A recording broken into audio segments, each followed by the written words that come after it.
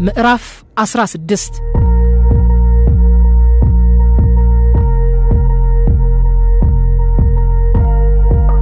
በኤርትራ የተዘራ የቂም አዝመራ የኤርትራ ሰራዊት ልዩ ባህሪያትና ተግባር በትግራይ ጦርነት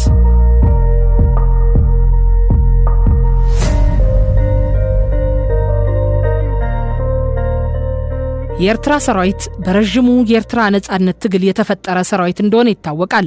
በ1969 ዓመተ ምህረት ሶማሊያ ኢትዮጵያን ድንገት ከወረረች በኋላ የደርግ መንግስትም የሶማሊያን ወረራ ለመቀልበስ የፈጠረውን ግዙፍ ሰራዊት ተጠቅሞ ወረራውን ከቀለበሰ በኋላ በዚህ በምስራቅ ኢትዮጵያ የተገኘውን ድል ተንተርሶ በምስራቅ የተገኘው ድል በሰሜን ይደገማል የሚል መፈክርና ዝግጅት በማድረግ ሰራዊቱን በግብረ ኃይሎች አደራጅቶ በሰሜን ማለትም ትግራይ ላይ ያለውን አማጺ ኃይል በዳሰሳ በማጥፋት ኤርትራ ያለውን አማጺ መደምሰስ የሚል ዓላማ ይዞ ሰፊ ዘመቻ አድርጓል። በዚህ ጊዜ በ1970 ዓመተ ምህረት ነበር ህዝባዊ ግንባር ሐርነት ኤርትራ ሁሉንም ሰራዊቱን ይዞ ስትራቴጂያዊ ማፈግፈግ ብሎ ጠቅልሎ በናቅፋና ሰሜናዊ ሳህል ተራሮች ጉድጓድ ቆፍሮ ከኤርትራ ህዝብ ለራሱ ስትራቴጂካዊ ርቀት ፈጥሮ ከ10 ዓመታት ላላነሰ ጊዜ በቀበሮ ጉድጓድ ጊዜውን ያሳለፈው። በርግጥ ደርግም የዋዛ አልነበረምና ተደጋጋሚ ዘመቻዎችን በናቅፋና ሰሜናዊ ሳህል ያካሄድ ስለነበር የኤርትራ ሰራዊት ተተኪ ኃይልና ሰው እያጣ እየተመናመነ ለመሄድ ጊዜ አልፈጀበትም። ሆኖም ግን በህዝባዊ ግንባር ሐርነት ኤርትራ ቅርብ ርቀት ማለትም በትግራይ የተሐህት ትግል ተጀምራ ስለነበርና ተሐህትም ለህዝባዊ ግንባር ሐርነት ኤርትራ ያደጋ ጊዜ ተጣሪ ሆኖ ለማገልገል ጊዜ ስላልወሰደበት ከ1972 ዓመተ ምህረት ጀምሮ ህዝባዊ ግንባር ሐርነት ኤርትራ ከኤርትራ ህዝብና ወጣት ያጣውን ድጋፍ በሚያካክስለት ደረጃ የትግራይ ወጣት በተደጋጋሚ ወደ ቆፈረው የቀበሮ ጉድጓድ እየተላከ ከባድ መስዋዕትነት ከፍሎለታል። ለዚህ ማስረጃ የሚሆነው ከ1972 ዓመተ ምህረት ጀምሮ የ1974 እና የ1975 ዓመተ ምህረት የተደራጁና የውጊያ ልምድ ያላቸው 5 ብርጌዶችና ከ1972 ጀምሮ ወደ ህዝባዊ ግንባር ሐርነት ኤርትራ ለስልጠና ነው እየተባለ በተለያዩ ጊዜያት የተላከው በጠቅላላው 30 ሺህ ያህል የትግራይ ወጣት ህዝባዊ ግንባር ሐርነት ኤርትራንና የኤርትራን ህዝብ የነጻነት ትግል በመደገፍ ተሳትፏል። ከባድ መስዋዕትነትና የአካልና የሞራል ጉዳትም አስተናግዷል። ህዝባዊ ግንባር ሐርነት ኤርትራ በተከተለው ከኤርትራ ሜዳና ህዝብ የነጠለው ጭራሽ የተሳሳተ ወታደራዊ ስትራቴጂ ምክንያት ካጋጠመው የሞራልና የተዋጊ ኃይል መመናመን ከደርግም ከባባድ ዘመቻዎችና ምቶች አንጻር እድሉ ከተጋድሎ ሐርነት ኤርትራ በባሰ መልኩ ድምጥማጡ መጥፋት ይችል ነበር። ሆኖም ግን ቀደም ብሎ እንደተገለጸው አይነት ከጥፋት የሚያድነው እድል ተፈጠረለት። በዚህ ሂደት የተፈጠረው ሁኔታ ግን የትግራይ ወጣት በገፍ ወደ ኤርትራ ተልኮ እየተዋጋ የአካልና የሞራል ዋጋ እየከፈለ ለዓመታት በዘለቀበት ሁኔታ የህዝባዊ ግንባር ቁንጮ አመራሮችና የህወሓት ቁንጮ አመራሮች ስለ ሁኔታው ከተቻለ የትግራይ ተዋጊ ኃይልና ወጣት ወደ ኤርትራ እየተላከ እንዳለ በህዝብ እንዳይታወቅ ከታወቀ ደግሞ ትግራይ ወጣቷ ወደ የሳህልና ናቅፋ ተራሮች እየተላከ ያለው ለስልጠናና ልምድ ለመቅሰም እንደሆነ ተደርጎ እንዲገለጽ በሚል ተስማምተው ቃላቸውን ጠብቀው ለዓመታት ፀሐይ የመታውን እውነታ አይናቸውን ጨፍነው እየካዱ ዘልቀዋል። እኔው ራሴ በቀይ ኮከብ ዘመቻ በናቅፋ ግንባር ተሰልፌ ዘመቻው እስኪያልቅ በነበረኝ ቆይታ ከራሳቸው የህግሃኤ ታጋዮችና የተነገረኝን ሐቅ የህወሓት መሪዎችን ስጠይቅ ግን እንደዚህ አድበስብሰው ክደውኛል። ይህንን መጽሐፍ በማዘጋጅበት ጊዜ ለሁኔታው ቅርበት የነበራቸውንና የትግራይን ወጣቶች ይዘው ወደ ሳህል ይመላለሱ የነበሩ ግለሰቦችን ሳነጋግር ግን እንዲያውም እኔ ራሴ ከድርጅቱ ጋር ነበርኩኝ ወይ ያስባሉኝን መረጃና ማስረጃዎች ነግረውኛል። ወጣቱን ይዘው ሳህል የተመላለሱት ሁሉ ስለ ሁኔታው በምሬት ነው የሚናገሩት። በአብዛኛው የአርሶ አደር ልጅ የሆነው የትግራይ ወጣት በተደጋጋሚ ወደ ሳህል እንዲሄድ እየተደረገ ልክ እንደ ኤርትራዊ ለኤርትራ ነጻነት የመታገል ውዴታ ሳይሆን ግዴታ ያለበት ይመስል ነበር። እኔም በተግባር እንደማውቀው ወጣቱ ፍጹም ጸረ ዲሞክራሲያዊና አፋኝ ለነበሩ የህዝባዊ ግንባር አሰራሮች ተገዢ ሆኖ አሰራሮችን አክብሮ እነሱን ሊያገለግል ተላልፎ የተሰጠ እንደነበር በምሬት ይናገራሉ። በዚህ ላይ ረሃቡ ማቋረጫ የሌለው ከባድ ስቃይ ነው። ድንጋይ መፈንቀሉ፣ ከአለት ጋር መላተሙ፣ ጉድጓድ መቆፈሩ፣ ግንድ መሸከሙ ከውጊያ ጎን ለጎን ዕለታዊ ህይወቱ ሆኖ የትግራይ ወጣት ለእንደዚህ አይነቱ ብቻ ሳይሆን ካለው የባህል ልዩነት ጋር ተያይዞ ለስድቡ ማንቋሸሹ ተጋላጭ ሆኖ በማያውቀውና ባልጠበቀው የጨለማ ህይወት ውስጥ እንዲገባ ተደርጓል። የትግራይ ህዝብም በሂደት ልጆቹ ወደ ሳህል እየተወረወሩ እየተጣሉ ለሲኦል እየተዳረጉ መሆናቸውን መስማት ሲጀምርና ለምን ብሎ ሲጠይቅ ለስልጣና ከሚል የተደበሰበሰ ምላሽ ውጭ ሐቁ አያገባህም ተብሏል። በ1973 ዓ.ም በሽራሮ ከተማ ሳህል በስቃይ ላይ ከነበሩ የህወሓት አሰልጣኞች በሁኔታው ምርር ብሏቸው ህወሓት ከህዝባዊ ግንባር ሐርነት ኤርትራ ጋር ምን አይነት ግንኙነት ቢኖራት ነው የትግራይን ወጣት ወደ ሳህል የምንወስደው ለሚለው ማብራሪያ እንፈልጋለን ብለው ያኔ የኢሳያስን ፍላጎት ሲያስፈጽሙ ከነበሩት ስብሃት ነጋና አርከበ ቁባይ ጋር ተሰብስበው በምሬት ሲጠይቁና አብራሩልን ብለው ወጥረው በጥያቄ ቢያዋክቧቸው ስብሃት ነጋ ከፈለጋችሁ የአዲያቦ ስምምነት በሉት ህወሓትና ህጋይ ስላላቸው ግንኙነት ከዚህ ውጭ የምንሰጣችሁ መልስ ይሁን ማብራሪያ የለም ብሎ ከነበረባቸው ብዥታና ቁጭት ወደ ባሰ ተስፋ መቁረጥና ቁጭት ውስጥ እንደከተታቸው በስብሰባው የነበሩ 4 ሰዎች በተመሳሳይ ስሜት ገልጸውልኛል።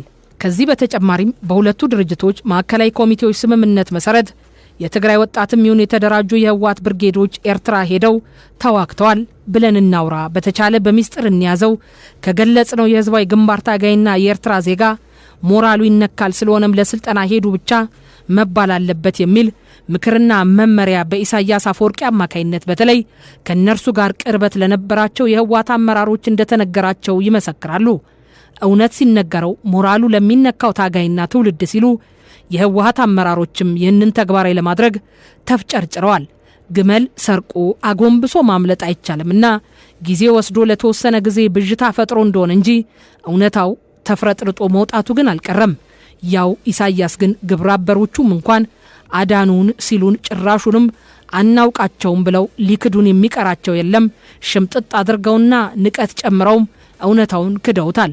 በዚህ መልኩ ሲጓዝ የነበረው ሁኔታ የትግራይና የኢትዮጵያውያን ጸረ ደርግ ትግል እየተጠናከረ መጥቶ ደርግን በኤርትራ ጸረ ህዝባዊ ግንባር ዘመቻ ማድረግ ባልቻለበት ወቅት በተለይ ከ1976 ዓ.ም በኋላ ህዝባዊ ግንባር ጫናው እየተወገደለት መጣ። በዚህ የተነሳ በአገር ውስጥ ከሚደረገው ትግል ጎን ለጎን እነሱም ያላቸውን ኃይል ወደ መጠቀም ተሸጋግረዋል። ጨርሶ በያለበት ወደ መከላከል ብቻ ወርዶ የነበረውን የደርግ ኃይል በሂደት ለጥቃት እየተጋለጠ መከላከልም እያቃተው ሲመጣ ይህንን ምቹ አጋጣሚ እኛም እነሱም ሁላችንም ተጠቅመን በመጨረሻ ህወሓት ወይም ኢህአዴግ አዲስ አበባ ገብቶ አገሪቱን ሲቆጣጠር እነሱም አስመራ ኤርትራን ተቆጣጠሩ። ህዝባዊ ግንባር ኤርትራን ሙሉ በሙሉ ከተቆጣጠረ በኋላ በኢትዮጵያ በተለይ በትግራይ ላይ ያለውን ንቀትና ትዕቢት እያሳየም ቢሆን አስመራና አዲስ አበባ ጎን ለጎን ግንኙነታቸውን ቀጥለዋል። ህዝባዊ ግንባር ግን ለኤርትራ የምትከፍሉለት ዕዳ አለባችሁ የሚል ይመስል በኢኮኖሚም በጸጥታውም በፖለቲካውም ሳህል እያለ ሲያሳርፉ የነበረውን ጫና ቀጠለበት። ምናልባት ነገሮች ከፍላጎት ውጭ ከሄዱ በሚል ስጋትም ሳዋ የብሔራዊ ውትድርና ማሰልጠኛ በመክፈት ኤርትራና የኤርትራ ማህበረሰብና ኢኮኖሚ ሊሸከመው ይችላል ተብሎ የማይገመት ከ250 ሺህ እስከ 300 ሺህ ተዋጊ ኃይል እስከ ኢትዮ ኤርትራ ጦርነት መጀመሪያ ድረስ አዘጋጅቷል።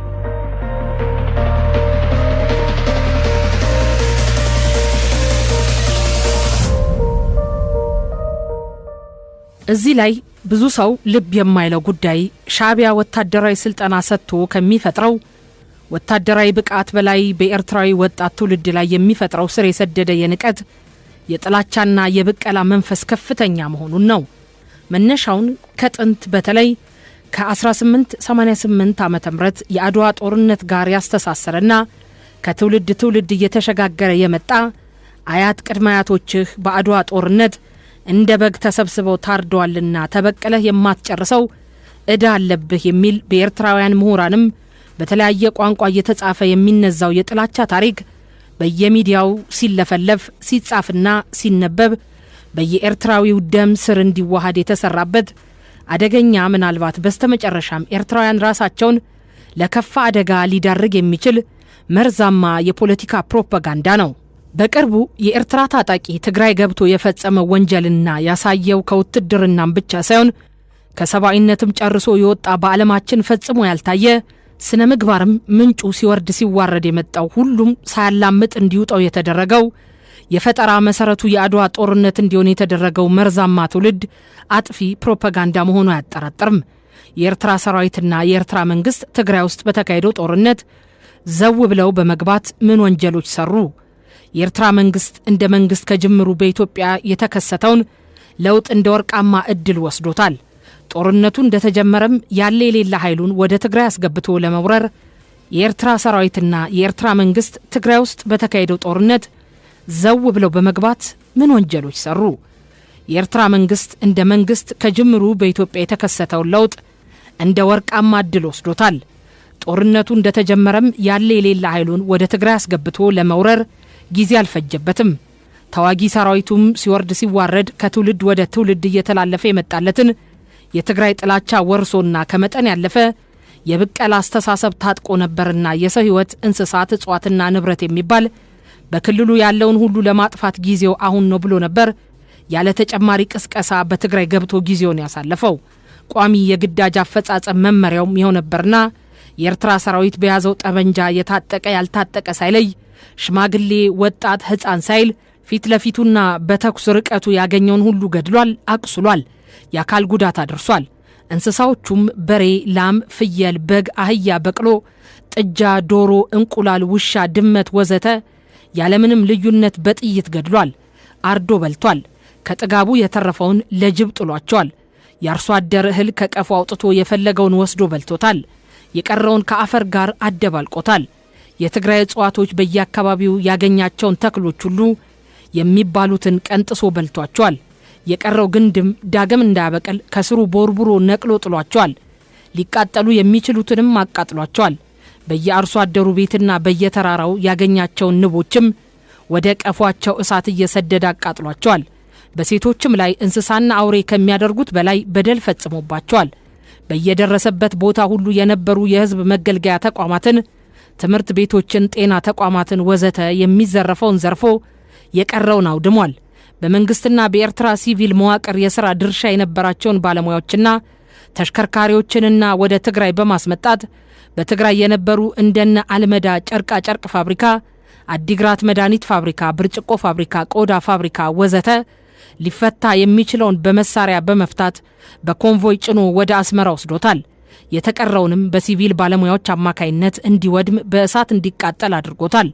የኤርትራ ግመል፣ አህያ፣ በቅሎ፣ የሰው ጉልበት ሁሉም እስኪሰለቸው እስኪደክም በምልልስ ከትንሽ እስከ ትልቅ ንብረት ከትግራይ ወደ ኤርትራ ሲያጓጉዝ ታይቷል። የአደባባይ ምስጢርም ነበር። አንዱና በውል መታየት ያለበት ጉዳይ ደግሞ በውስጣቸው ለምንድነው ግን እንደዚህ አይነት ተግባር የምንፈጽመው ብሎ ጥያቄ የሚያነሳ አልነበራቸውም። ለምን? ሰራዊቱ ወጣትም ሽማግሌም ያቀፈ ነው። ተሽከርካሪዎች ይዞ ንብረት ዘርፎ ጭኖ ለመመለስ ወደ ትግራይ በተደጋጋሚ የተመላለሰው ሲቪሉም ጭምር ነው። ሁሉም ግን ለምን ብሎ በጠየቃ አልነበረም። ለምን? ሰው መሆኑ ለአንዱና ትልቁ መለያው አስቦ ለምን ብሎ የሚጠይቅ መሆኑ ነው። እነዚህ ግን አይጠይቁም፣ አልጠየቁም። ለምን ግን?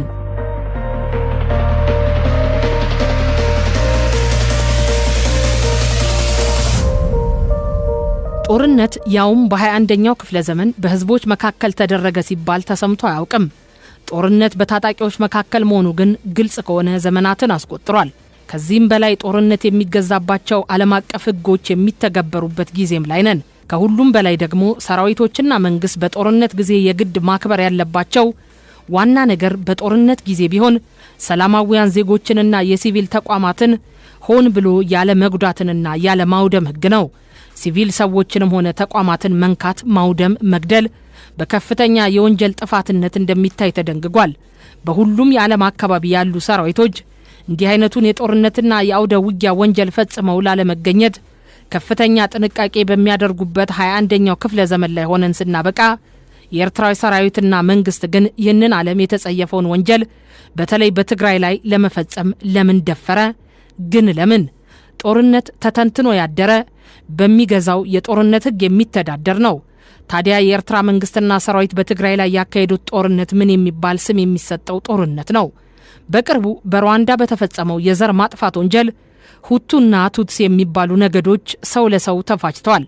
ሆኖም ግን አንዱ የአንዱን እንስሳ ልክ እንደ ጠላት ገደለ፣ እጽዋትን፣ ተክሎችን ላይመለሱ ድምጥማጣቸው አጠፋ በሚል የተሰማ መረጃ የለም። በትግራይ ግን ሰውም እንስሳም ተክልም እጽዋትም ተቋምም ሁሉም የኤርትራ ጠላት ተደርጎ ተወስዶ ተመታ። ይህ ሁሉ እንዴት ብሎ በጠላትነት ሊፈረጅ ቻለ? በሁለት የታጠቁ ኃይሎች የሚኖር ጦርነት አዲስ ላይሆን ይችላል። የኤርትራ ሰራዊትና መንግስት እንደ ዓላማ ወደ ትግራይ ይዘውት የገቡት ግን ፍጹም የተለየ ነው። ለምን ግን የተለየ ሆነ? ኤርትራውያን ላይ የተዘራው የጥላቻ መርዝ እንዲሁ የመጣ አይደለም። ከመሰረቱ የአድዋ ጦርነት በጣሊያኖችና በቅኝ ገዢዎች ሁሉ ላይ ያሳረፈውን ሽንፈት ለመቀልበስ በነጮች የተቀናጀው ስልታዊ ዘመቻ አካል ነው። ጥቁር ህዝብን የሚንቁት አውሮፓውያን ወይም ነጮች በኋላ ቀር አፍሪካዊት ሀገር የአውሮፓ ቅኝ ገዢ ሀገር ያሸንፋል የሚል እምነት አልነበራቸውም። የአድዋ ድል ለጥቁር ህዝቦች ግን የነጻነትን ጮራ የፈነጠቀ ድል ቢሆንም በነጮች ዘንድ ትልቅ ድንጋጤንና ቀውስን የፈጠረ ክስተት ነበር። ይህም ድል ኢትዮጵያን በብቸኝነት የአውሮፓ ቅኝ አገዛዝ ስርዓት የመከተች በብዙ የአፍሪካና ካሪቢያን ሀገራት እንደ ምሳሌ እንድትወሰድ ያደረጋት ታሪክ ነው። ባንዲራዋም የጥቁር ህዝቦች አርማ ከመሆን አልፎ ቀለማቱ አረንጓዴ፣ ቢጫና ቀይ የፓን አፍሪካ ቀለም ለመባል በቅቷል። በርካታ የአፍሪካ ሀገራትም ይህንን የቀለማት ህብር ለራሳቸው ባንዲራ ተጠቅመውበታል። የአውሮፓ ሀገራትና ነጮች የኢትዮጵያ አሸናፊነት የሚያበሳጫቸው ብቻ ሳይሆን ላለሙት የቅኝ ግዛት ማስፋፋት ዓላማ እንቅፋት እንደሚሆንባቸው ተገንዝበውታል። ይህንን ሽንፈት በጸጋ ያልተቀበሉት ምዕራባውያን ኢትዮጵያ እንድትጠላ የአድዋን ድል በማኮሰስ ትልቅ የተቀነባበረ ዘመቻ ከፍተው እንደነበር የታሪክ ማስረጃዎች ያሳያሉ። ኢትዮጵያውያንን እንደኋላ ቀር ጨካኝ ራሳቸውን ማስተዳደር የማይችሉ አድርገው እየሳሉ ለሌሎች ቅኝ ተገዢዎቻቸው ምሳሌ እንዳይሆኑ አበክረው ሰርተዋል። ያላቸውን የዲፕሎማሲ አቅም፣ ሚዲያ እንዲሁም ጋዜጠኞቻቸውንና ጸሐፊዎቻቸውን በመጠቀም ትልቅ ዘመቻ አካሂደዋል።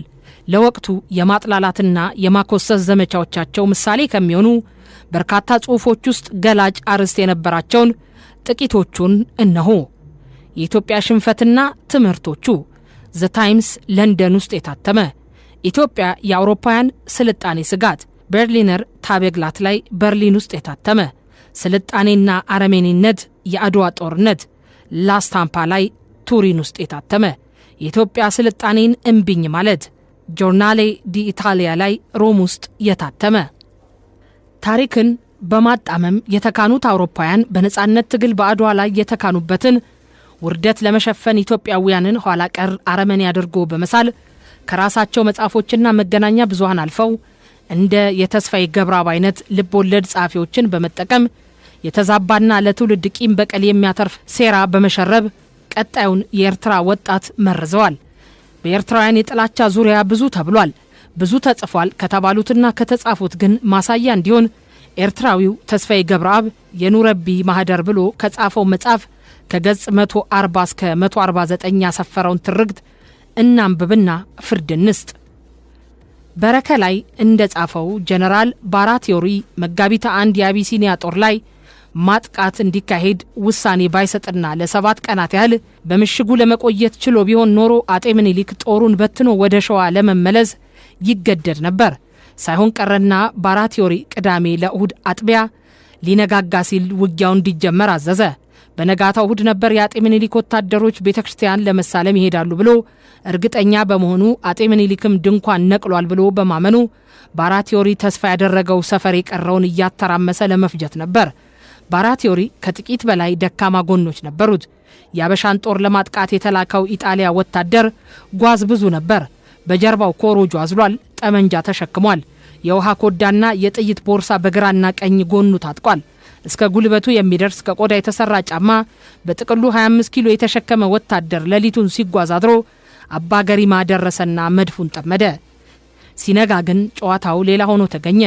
ቋንጣው አበሻ እንደ ጦጣ እየዘለለ ጓዘ። ብዙ የነጭ ወታደር ላይ ሰፈረበት። ጀነራል ዳቦር ሜዳና ጀነራል አርሞንዲ ሲገደሉ ጀነራል አልቤርቶኒ ተማረኩ። ጀነራል ኤሊና ቆሰለ። 6000 ያህል ኢጣሊያውያን የሀበሻ ጎራዴ ቁርስ ሆኑ። ዋናው አዛዥ ጀነራል ባራቲዮሪ የሶስቱን ቀን መንገድ በአንድ ቀን ጨርሶ አዲቀይህ እንደገባ ይነገርለታል። በእርግጥ ይህ አባባል ለማናናቅ የተነገረ ሊሆን ይችላል። ባራቲዮሪ ከአድዋ እስከ አዲቀይህ ባደረገው የሽሽት ጉዞ የፈረሰበትን ሰራዊት መልሶ ለመገንባት ብዙ ጥሯል። ግራ ተጋብቶ የሚሸሸውን ሰራዊት ለማስቆም የተቻለውን ዘዴ ሁሉ ተጠቅሟል። ሙከራው ግን ውጤት አላስገኘለትም። የወታደሩ ሽሽት መልክ ያለው አልነበረም። እንደ ደነበረ እንስሳ ከፊቱ ያለውን እየጣሰ የሚጋልብ ጎርፍ ነበር። ከሞቱ አሟሟቱ እንዲሉ የአበሻ ጎራዴና ጦር የፈጠረበት ቅዠት የማሰቢያ የሰውነት ክፍሉን አናውጦት ለማስቆምና ለማረጋጋት የማይችልበት ሁኔታ ላይ ነበር። ፈረሰኛው አበሻ ተዋጊ ሜዳ ሜዳውን እየጋለበ ባራቲዮሪን ለመቅደም መገስገሱን ቀጥሎ ነበር። በዚህ ሂደት የባህታ ተከታዮች የመረብ ምላሽን ሰው መስለው ተደባልቀው በመግባት ጣሊያኖችን በማሳሳት ጎራዴያቸውን ተጠቅመውበታል። በመልክ የሚለዩ ስላልሆኑ ኢጣሊያኖቹ ግራ ተጋቡ። ተራሮቹ በአቢሲኒያውያን ተዋጊዎች ተሞልቷል። ከተራራ ወደ ተራራ እየዘለሉ በፍጥነት ይጓዛሉ። ጥቁሩም ነጩም ተቀላቅሏል። በዚህ መካከል ባራቲዮሪ በጥቂት ዘብጥያዎች ታጅቦ ከመሸሽ በቀር አማራጭ አልነበረውም። ባራቲዮሪ ከንርዕዩ ተራራ በታች ከረቢ አርአይኒ ባሻገር በተዳፋቱ ላይ ብዙ ሕዝብ ሰፍሮ አየ። ኮረብታው ላይ ኦናውን የቀረ አንድ ደብር ይታይ ነበር። ባራቲዮሪ ወደ ቤተክርስቲያኑ ቅጥር ግቢ ገብቶ አጥሩን ከለላ በማድረግ የሚከተሏቸውን አበሾች ለማስቆም ተኩስ ጀመረ። ቪቫ ኢታሊያ ወይም ኢጣሊያ ትኑር እያለ ጮኸ። ደጋግሞ ሶቪያ ሲልም ተሰማ። ሶቪያ የንጉሳውያኑ ትውልድ ቦታ ነበር። ኢጣሊያ ትኑር የሚል መፈክር እያሰማ መተኮስ ሲቀጥል ሞራላቸው ወድቆ የነበሩ ኢጣሊያን ወታደሮች ተነቃቅተው መፈክሩን ተቀባብለው እያሰሙ ሊዋጉ ሞከሩ። ብዙም ግን አላዘለቃቸውም። አበሾች የሽጉጥ የተኩስ ርቀት ውስጥ ጭምር እየገቡ ይዋጋሉ። ይህ ሁኔታ ለኢጣሊያ ወታደሮች አስፈሪ ሆነባቸው። ማሰብ ከሚችሉ የሰው ፍጡር ጋር ሳይሆን በደመነብስ ከሚያጠቃ የተቆጣ አውሬ ጋር ጦርነት የገጠሙ መስሎ እየተሰማቸው በፍርሃት ራዱ። የሀበሻው ጦር እንደማይገታ ሲገነዘቡም የቀራቸው ነገር ሽሽቱ ላይ መበርታት ሆነ።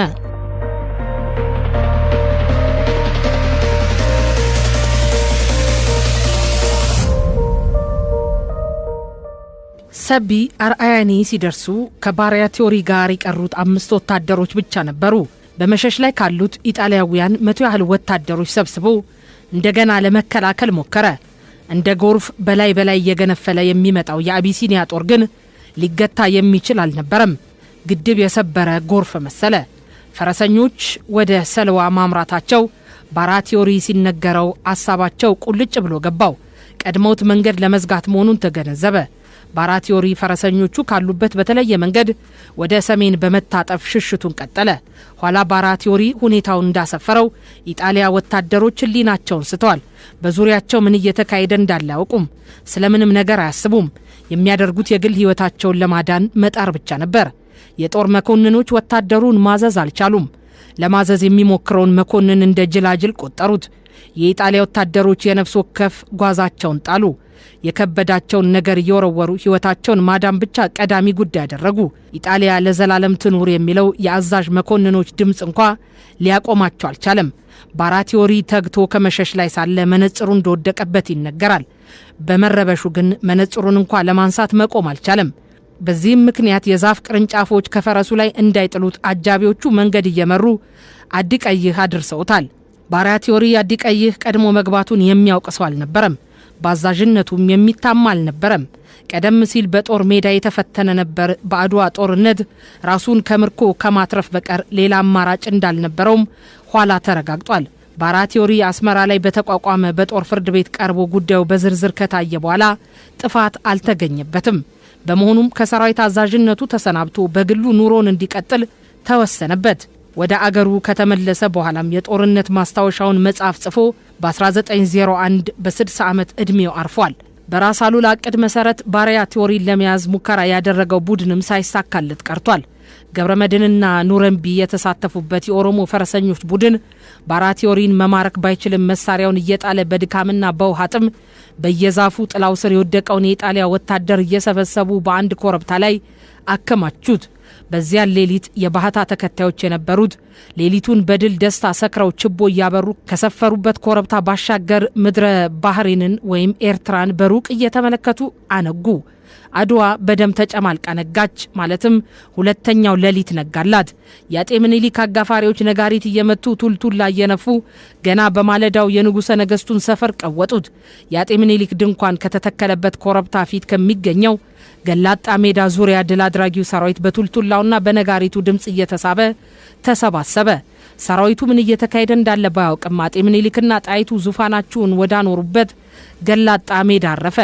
እንደተለመደው ግዳይ የማቅረብና የሽለላ በዓል ሊሆን እንደሚችል እያሰበ ጀሌው፣ መደበኛው፣ ጦረኛው፣ ዱለኛው፣ ፈረሰኛው፣ እግረኛው ወደ ጥሪው ቦታ ገሰገሰ። ገላጣው ሜዳ ላይ 5 ትልልቅ ግንዲላዎች ተጋድመው ይታያሉ። የሰሉ መጥረቢያዎችና የሰሉ ጎራዴዎች በእያንዳንዱ ግንዲላ ላይ ተቀምጧል። ከእያንዳንዱ ግንዲላ አጠገብ በ3 ጉልቻ ላይ ትልቅ የብረት ድስት ተጥዷል። የሚዥመለመለው እሳት በብረት ድስት ውስጥ የተሞላውን ቅቤ ያንተከትከው ይዟል።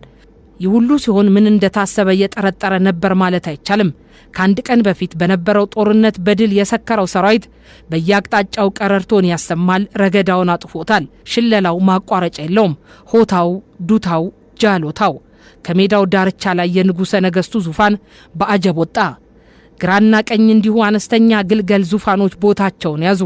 በመቀጠል ራስ መንገሻ ከዙፋኑ በግራ በኩል፣ እቴጌ ጣይቱ ብጡል ከዙፋኑ በቀኝ በኩል ተቀመጡ። እንደ ደረጃቸው ራሶች ቦታቸውን ያዙ። በአብዛኛው ግን የሸዋ መኳንንት ነበሩ። አጃቢዎች እንዲሁ ዙፋኑን በግማሽ ጨረቃ ቅርጽ ከበው ተኮለኮሉ። በቱልቱላና በነጋሪት ጥሪ እየተሳበ ወደ ገላጣው ሜዳ የገሰገሰው ሰራዊት ሜዳውን ከቦ የማለዳውን ትርኢት ለማየት በጉጉት ጠበቀ። ድንገት ጸጥታ ሆነ። የተማረኩ የኢጣሊያ መኮንኖችና የበታች ሹሞች በሰልፍ ሲመጡ ድንገት ጸጥታ ሆነ። ወዲያው ግን ሊገድሉ ነው የሚል ወሬ ከአንዱ ጫፍ ወደ ሌላው ጫፍ እየተተረተረ ጫጫታ ሆነ። ዳሩ ይህ ጫጫታ ብዙም አልዘለቀም። ጣሊያኖቹ መኮንኖች ከንጉሠ ነገሥቱ ግራና ቀኝ የክብር ቦታ ተሰጥቷቸው መሬቱ ላይ እንዲቀመጡ ተደረገ። እናም የዕለቱ ትርኢት ተጀመረ። ከኢጣሊያ ጋር ተሰልፈው የነበሩና የተማረኩ የምድሪ ባህሪ ዜጎች በ5ቱ ግንዲላዎች ትይዩ በ5 ረድፍ እንዲሰለፉ ተደረገ። ብዛታቸው ከ500 በላይ ነበር። 2 የአጤ ምኒልክ አሽከሮች የመጀመሪያውን ኤርትራዊ ግራና ቀኝ እጁን ያዙት። እድሜው ከ20 በልጥም። ጠጉሩ ግንባሩ ላይ የተደፋ አይኖቹ የጉጉት የመሰሉ ቀጭን ጠይም ልጅ እግር ባላገር ልጅ ነበር። ምን እንዳሰቡ ገና ባለመረዳቱ ነው መሰል ግራና ቀኝ የያዙትን በፈገግታ ይመለከታል። እንደ በርካ በግ እየጎተቱ በመውሰድ እግሩን ግንዲላ ላይ ሲያጋድሙት ጭምር ያለማንገራገር ፍላጎታቸውን ፈጸመላቸው። መጥረቢያውን እያየ እንኳ እግሩን ሊቆርጡት እንደሆነ ሊጠረጥር አልቻለም። በዚያቹ ቅጽበት ሌላ ጀሌ መጥረቢያ ሲያነሳ ግን ሐሳባቸውን በማወቁ ጩኸቱን ለቀቀው። ለማምለጥ ታገለ። ጊዜ ግን አልሰጡትም።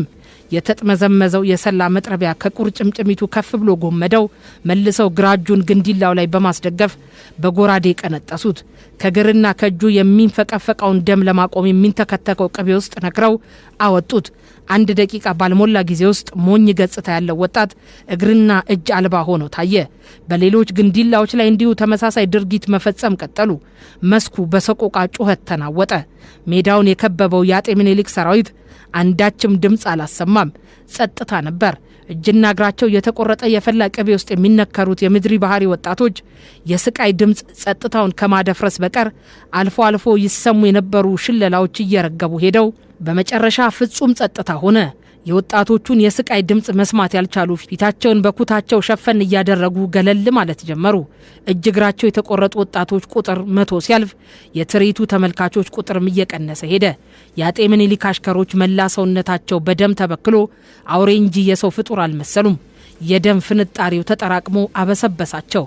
እጃቸውና እግራቸው ተቆርጦ በፈላ ቅቤ ደሙ እንዲቆም ተደርጎ ከዘራ እየተሰጣቸው የሚሰናበቱ የምድሪ ባህሪ ዜጎች በሌሎች ምርኮኞች እየተደገፉ የእግርና የእጅ አጨዳ ከሚከናወንበት ቀለበት ይወጣሉ። በቱልቱላና በነጋሪት ጥሪ ለትርኢት ከመጡት መካከል የገጠማቸውን አሰቃቂ ትርኢት ማየት ባለመቻላቸው ገለል የሚሉ እየበረከቱ ሄዱ። ሰቆቃው እየበረታ ሲሄድ እጅና እግር ያጡትን ወጣቶችን የሚያግዙ ኢትዮጵያውያን መታየት ጀመሩ። ውሃ ሰጧቸው። በአንድ እግራቸው እያነከሱ በበትር እየተደገፉ ወደ አገራቸው አቅጣጫ ጉዞ የጀመሩትን እያጽናኑ ከገዛ ስንቃቸው ላይ ምግብ ቀንሰው ሲሰጡ ታዩ። ደግ ቃላት እየደረደሩ በአጤ ምኒልክ መጥረቢያ እጅና እግራቸውን ያጡ የምድሪ ባህሪ ሰዎችን አጽናኑ። የአቦይ ተወልደ የበኩር ልጅ ያዕቆብ ግራ እጅና ቀኝ እግሩን ለማስቆረጥ በሁለተኛው ረድፍ ላይ ተሰልፎ ነበር። አእምሮ ደንዝዟል። እንደ አብዛኞቹ ደንዝዟል። እየተነዳ ወደ ግንዲላው በመጠጋት ላይ ሳለ የሚያየው ነገር በውኑ ስለመሆኑ እንኳን እርግጠኛ አልነበረም። የህልም ዓለም ላይ ያለ ነበር የሚመስለው። እንዴት ከዚህ ቦታ ሊገኝ እንደቻለ እንደ ቅዠት ሆኖ መላልሶ አእምሮን እያቋረጠ አለፈ። ከራሱ በቀር የሚያውቀው ሰው ሌላ ሰው አልነበረም። ጣሊያን አስመራ ሲገባ አባቱ አቦይ ተወልደ ለኮምሽታቶ ዋና የጓሮ አትክልትና እንቁላል አቅራቢ ለመሆን ቻሉ። ስራቸው በጥሩ ሁኔታ ተስፋፋ። የያዕቆብ ዋና ስራ በአገልጋይነት ከተቀጠሩት 2 ጎልማስቶች ጋር ሰርክ በማለዳ በሰረገላ የገሰገሰ እንቁላልና የጓሮ አትክልቶችን ኮምቤሽታቶ ማድረስ ነበር። ያዕቆብ ኮምቤሽታቶ ብቅ ሲል ወጣቱን የሚማርኩ ነገሮች ፈተና ላይ ጣሉት። የሰልፉ ትርኢት፣ አለባበሳቸው፣ ንጽህናቸው ቀልቡን ተቆጣጠረው። አንድ ማለዳ እንደተለመደው እንቁላልና አትክልት ኮምቤሽታቶ ካደረሰ በኋላ ሰረገላውን ለአገልጋዮቹ ሰጥቶ ከጣሊያኖቹ ካምፕ መግባቱን ለአባቱ መልእክት ልኮ ተሰናበተ። ይህ ከሆነ ገና 4ኛ ወሩ ነው። በዚህ አጭር ጊዜ ውስጥ ጠመንጃ መተኮስ አስለመዱትና አንድ ጠመንጃ ተሸክሞ ራሱን አድዋ አገኘው። ከሞቀ ቤቱ የወጣበትን ዕለት ለመርገም ግን ጊዜ አላገኘም። ምን እየተካሄደ እንዳለ ግንዛቤ አልነበረውም። አድዋ ደርሶ ምሽግ ይዞ ብዙም ሳይቆይ ጦርነቱ ተጀመረ። እስከ ረፋዱ በሩምታ ጥይት ይታኮሱ ነበር። ቀትር ላይ ኢጣሊያ መሸነፉ ግልጽ ሆነ። አድዋ ላይ ቀኑን ሙሉ በተደረገ ውጊያ 6000 ያህል ኢጣሊያውያን ሲሞቱ 226 ኤርትራውያን ሞተው 958 ቆሰሉ። 2500 ኢጣሊያውያን ቁስለኛ ሲሆኑ 1900 ደግሞ ተማረኩ። አብረውት እንደነበሩ የምድሪ ባህር ሰዎችና ኢጣሊያውያን ወጣቶች ያዕቆብም በምኒልክ ወታደሮች ተማረከ እና ይኸው አሁን እጅና እግሩን ሊቆርጡት ነው። አንድ እጅና እግራቸውን በመጥረቢያና በገጀራ የተቆረጡ ወጣቶች ቁጥር 200 አለፈ። ያዕቆብ ተራው ደርሶ ነበር። በደም ወደ ጨቀየው ግንዲላ እየተጠጋ ሲመጣ እጅና እግሩን ከሚቆርጡት ቢገድሉት እንደሚመርጥ ማሰቡ አልቀረም። እንዲገድሉት ምን ማድረግ እንደሚገባው ግን ማሰብ አልቻለም። ደንዝዟል። ከፊቱ እየተወሰዱ እጅና እግራቸው የሚታጨዱ ወጣቶች የሰቆቃ ድምፅ አደንቆሮታል። በደም ተለውሰው እንደ ማገዶ የተከመሩ ቁራጭ እጅና እግሮች በግንዲላው ዙሪያ ይታያሉ። ብዙዎች እድሜያቸው ገና ለጋ በመሆኑ የአባቴ እናታቸውን ስም ይጠራሉ። የመላእክትን ስም እየጠሩ የሚማጸኑ ይበዛሉ። በተለይ አዳይ ማርያምና ቅዱስ ጊዮርጊስ ስማቸው በተደጋጋሚ ተነሳ። ያዕቆብ የሚያየውንና የሚሰማውን ማመን እንዳቃተው ምን ማድረግ እንዳለበት ሳይወስን ተራው ደረሰ። አስተናባሪዎቹ መንጭቀው ሲወስዱት አንደኛው ከሃዲ ብሎ አጉረጠረጠበት። እጅና እግራቸው የሚቆረጡትን ሁሉ ይህንን ስለሚሏቸው ትርጉሙን አውቆታል። ያዕቆብ በረድፉ እየተገፋ ወደ ግንዲላው ሲያዘግም ይህንኑ ቃል እያሰላሰለው ነበር። መቼና የት ማንን እንደካደ ሊገነዘብ አልቻለም። ሰውን ከድቶ ከሆነ በእርግጥ አባቱን የከዳው። እነዚህ ሰዎች በምን ምክንያት ከሃዲ እንደሚሉት ሊረዳ አልቻለም። ማንን እንደካደ ክህደቱን መቼና እንዴት እንደፈጸመ ሳያውቅ ግራግሩን ወሰዱና ግንዲላው ላይ ያጋደሙት። መጥረቢያው ተምዘግዝጎ እግሩ ላይ ሲያርፍ ፈዞ ይመለከት ነበር። ግራ እጁን ደገሙት። በመቀጠል አንከብክበው በማንሳት ፈልቶ የተንተከተከ ቅቤ ውስጥ እግርና እጁን ሲነክሩት የስቃይ ኡኡታውን አቀለጠው። ከመጥረቢያው ይልቅ የፈላው ቅቤ ቃጠሎ የበለጠ አሳበደው። በርጥባ የተቆረጠ እጅና እግርን በፈላ ቅቤ ደሙን ማቆም እንደ ሕክምና ዘዴ የሚጠቀሙበት ነበር። የገዛ ወታደሮቻቸው ሲቆስሉም በዚሁ ዘዴ ነበር የሚጠቀሙት። ፈጻሚዎቹ ከኤርትራውያን እግርና እጅ በሚፈናጠረው ደም ተጨማልቀው የሰው ፍጡር አይመስሉም። ጭንቅላቱን የአህያ ሆድ ውስጥ ከቶ ስጋ ሲበላ ያደረ ስግብግብ ጅብ መስሏል። በሰው ደም ሰክረው አንዳች ነገር ያለ ማቋረጥ ይለፈልፋሉ። ያዕቆብ በ5 ደቂቃ ውስጥ እጅና እግሩን አጥቶ በትርኢቱ ቀለበት ገለል እንዲል ተደረገ። በርከት ብለው በአጋዦች እየተረዱ ከማረጃ ቦታው ገለል እንዲሉ አንድ ወጣት ባለበት በጋሻ ጃግሬዎች እንደታጀበ ከፊታቸው መጣና አስቆማቸው። ፈረሱን ዳንጋላስ እያስደነሰ ቁስለኛን እየተዘዋወረ ከተመለከተ በኋላ በደማቅ ድምፅ ስቆ ሲያበቃ ለካሃዲ የሚገባው ቅጣት ይሄ ነው ሲል ተናገረ። ከቁስለኞቹ አንዱ አማርኛ ይችል ኖሯል። ማንን ከዳን ሲል ጠየቀ። ከጣሊያን ጋር ሆናችሁ ወጋችሁን። እናንተን ከጎኑ ባያደርግ ጣሊያን ኃይል አግኝቶ ባልተቋቋመን በዚህ ጦርነት ስንት የጨዋ ዘር ጨረሳችሁ። ከጣሊያን እናንተ የገደላችሁን ይበዛል። ቁስለኛው በተንገፈገፈ ድምፅ ተናገረ። የጣሊያን ወታደሮች ነን። ምን ነበር የምትጠብቀው? ጋሻ ጃግሬዎች ጌታቸው በመደፈሩ አላስችል ብሏቸው ጎራዴ የወዘወዙ አንገቱን ሊቀነጥሱት ሲጋበዙ ፈረሰኛው እጁን አንስቶ አገዳቸው። እናም እንዲህ አለ፣ አትንኩት፣ እየተሰቃየ እንዲኖር ፈርጅበታለሁ። መኖር ካልቻለ ከፈለገ ራሱን በራሱ ይግደል፣ አትንኩት። ፈረሰኛውና ጋሻ ጃግሬዎቹ መንገዳቸውን ቀጠሉ። በዚህ ጊዜ ይወጣት ባላባት ደጃዝማች ካሳ እንደሚባል ቁስለኞቹ አወቁ። ቁስለኞቹ ከማረጃው ሜዳ ገለል ካሉ በኋላ ልባቸው እንደተሰበረ ያገራቸውን አቅጣጫ ይዘው ተጓዙ።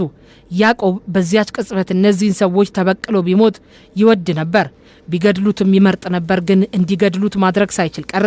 መጥረቢያቸውን ለመንጠቅ ቢሞክርም ይገድሉት ነበር። ባለመሞከሩ ጸጸትና ቁጭት፣ ቂምና በቀል ልቡን በዶማ ቆፈረው። በሰዎች ላይ የደረሰበት ጥላቻ መልሶ እሳት ሆኖ ፈጀው። የሰው ልጅ አምሳያው በሆነው ፍጡር ላይ እንዲህ ያለ አሰቃቂ ግፍ ሊፈጽም እንደሚችል ዕውቀት አልነበረውም። በዚያ ቀን ግን አወቀ። እጅና እግራቸው እየተቆረጠ የፈላ ቅቤ ውስጥ እየተነከሩ ወደ ምድሪ ባህር ከተላኩት 461 ወጣቶች መካከል አብዛኞቹ አገራቸው ሳይደርሱ መንገድ ላይ ሞቱ።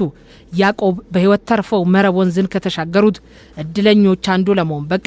የኤርትራን ድንበር ከመሻገራቸው በፊት የኢጣሊያ ሕክምና ቡድን ደርሶ ቁስለኞቹን ተረከባቸው። ሰረገላዎች ሳይቀር ለዚሁ ተግባር መድበው በፍጥነት ሕክምና ወደሚያገኙበት ቦታዎች አጓጓዟቸው። ደም ፈሷቸው የደከሙትን ለመርዳት ቅድሚያ ሰጡ። ያዕቆብን የተረከበችው ሴት ኢጣሊያዊት የካፑቺኒ ማህበር አባል ነበረች። በተኛበት የሸራ አልጋ ላይ ቁስሉን ስታከመው ታለቅስ ነበር። እንባዋ ሲንጠባጠብ ለምን እንደምታለቅስ አልገባውም። ቁስሉ አገግሞ ብዙ ሳምንታት ካለፈ በኋላ እንኳን ያዕቆብ የተፈጸመው ነገር እውን ሊመስለው አልቻለም። አገግሞ ወደ ቤቱ እስኪመለስ ድረስም አንዳች ቃል አልተነፈሰም። ዝምታው መቋረጫ ሲያጣ በድንጋጤ ምክንያት ዲዳ እንደሆነ ታወቀ። ያዕቆብ ደጋግሞ ለመናገር ቢሞክርም ቃል ካንደበቱ ማፍለቅ አልቻለም። በመሆኑም የሚፈልገውን በጽሑፍ መጠየቅ ጀመረ።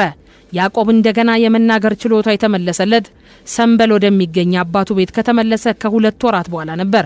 በዚያን ጊዜ እናቱ ጸጋ ወይኒ ልጇ ላይ በደረሰው አደጋ ምክንያት በድንጋጤ ሕይወቷ አልፎ ነበር። አባቱ አቦይ ተወልደ በቁጭት አልጋ ቆራኛ ሆኖ ነበር። ያዕቆብ አንደበቱ ተከፍቶለት መናገር ሲጀምር መጀመሪያ የተነፈሰው ቃል አቦይ ይቅር በለኝ የሚል ነበር። አባቱ ይህን ሲሰማ በደስታ እንባ ታጠበ። መርያም የምታደርገው ጠፍቷት ደጆቷ ጉሮሮዋ እስከቻለ ድረስ እልልታዋን ለቀቀችው። የደስታ እንባዋ ጉንጯን እያጠበ ወረደ።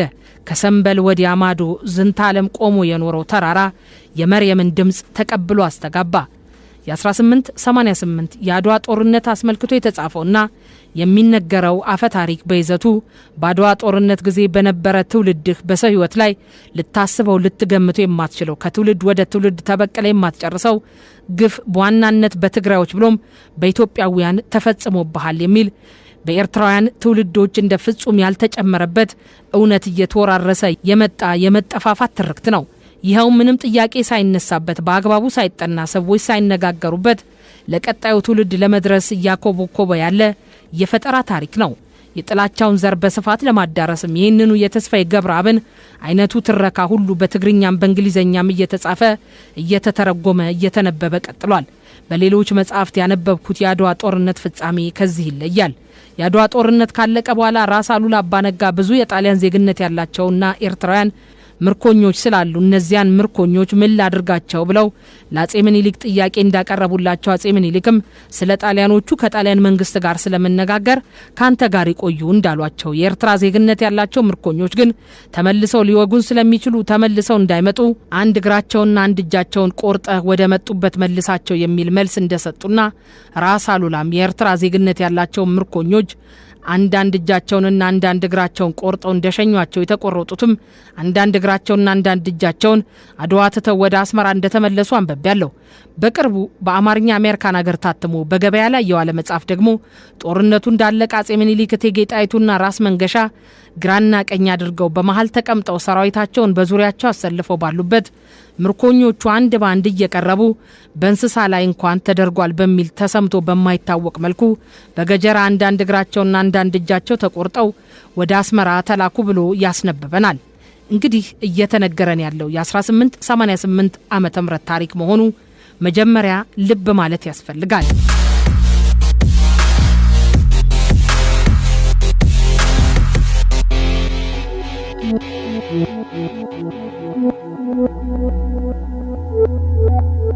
ቀጣዩን የትረካውን ክፍል ለማድመጥና በቋሚነት ለመከታተል ቀጣዩ የትረካው ክፍል ሲለቀቅ ማሳወቂያ እንዲደርሶት ቻናሉን ሰብስክራይብ እና ሼር ያድርጉ። የደወል ምልክቱን ይጫኑ።